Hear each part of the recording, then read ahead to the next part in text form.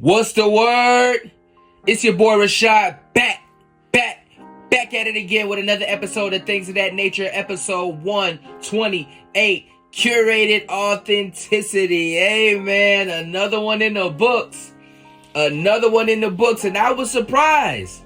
It was very calm, cool, and collected conversation, and y'all stuck around in that motherfucker to listen to what we had to say. Fist in the air for y'all, but before we get to that, we gotta get to this. Hey, I appreciate everybody that showed up. I appreciate all the listeners, all the speakers, the comment crew. Fist in the air for the comment crew. I appreciate everybody who repost the space, repost the goddamn space, man. Y'all know how I give it up. I appreciate everybody who followed me. I appreciate the subscriptions to the Patreon. The Patreon is going way up. I feel blessed. Then we get right to the space. Very good conversation today. Very adult, mature conversation today. Okay, I see y'all. Fist in the air for y'all, man. It started off with a video that I saw of Gloss Up. If y'all don't know, Gloss Up is Glorilla's friend. They both came into the game at the same time. Glorilla signed with CMG. Gloss Up signed with QC. And she was riding in a car during an interview, and the question was posed, how is her and Glorilla's relationship as far as friends today? Gloss Up said that it's very different today.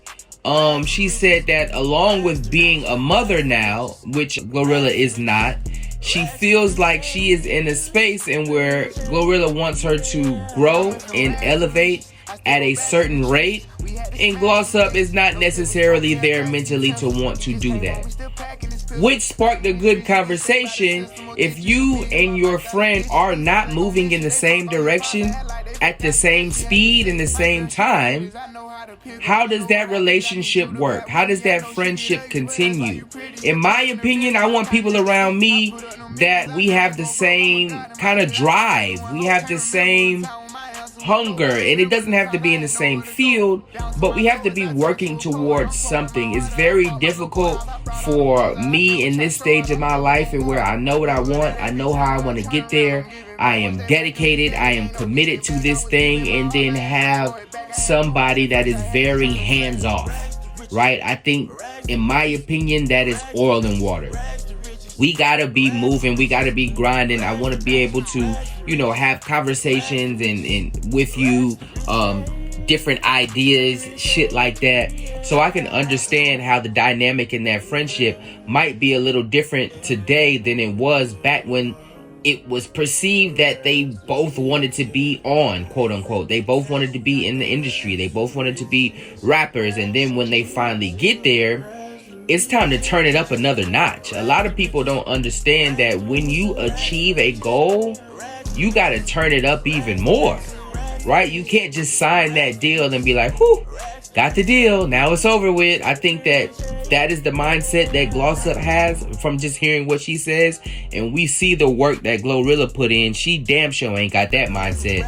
It's all gas, no brakes with her. So that was very interesting, man. And then we got to Curated Authenticity. We see a lot of things on the timeline. We see a lot of people posting their success, posting everything that's good in their life. So I had a question: is Curated Authenticity still authentic?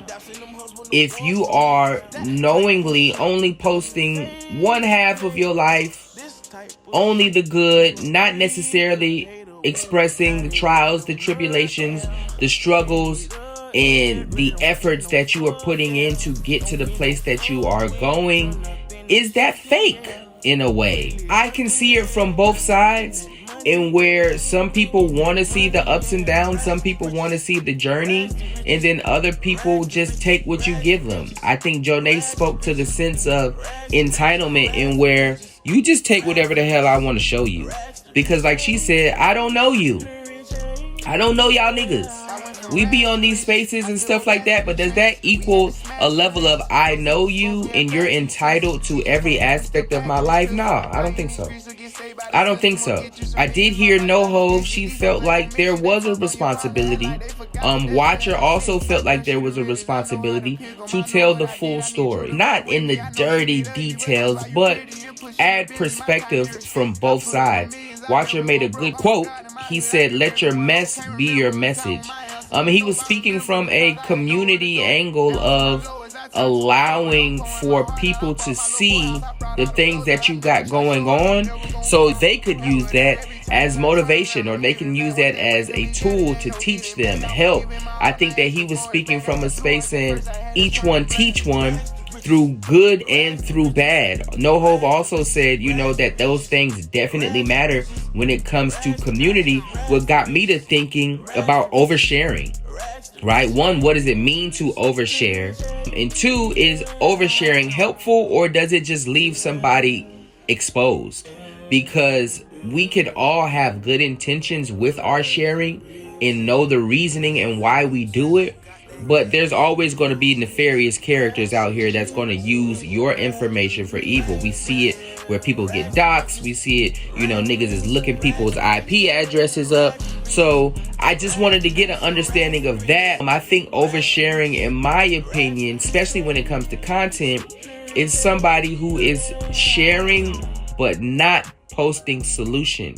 Right? We see many of times, an example that I had was Logic interview with his dad, and where I don't necessarily think him sitting his dad up there and talking about his father's addictions and all his downfalls and speaking to his dad from a space of I'm rich now, or I'm on now, so I can talk to you however way I want. This is what you did. This is what you did to me. And using his dad as content, and then not using that moment after the fact for a solution and moving towards understanding. In my opinion, that would be an example of oversharing. There's nothing good that can come out of that. I thought it was real corny. I thought it was fake as hell. But we also see these things on the timeline. So I wanted to get everybody's perspective on there, man. We had a lot of people come up. Jonay, Fresh.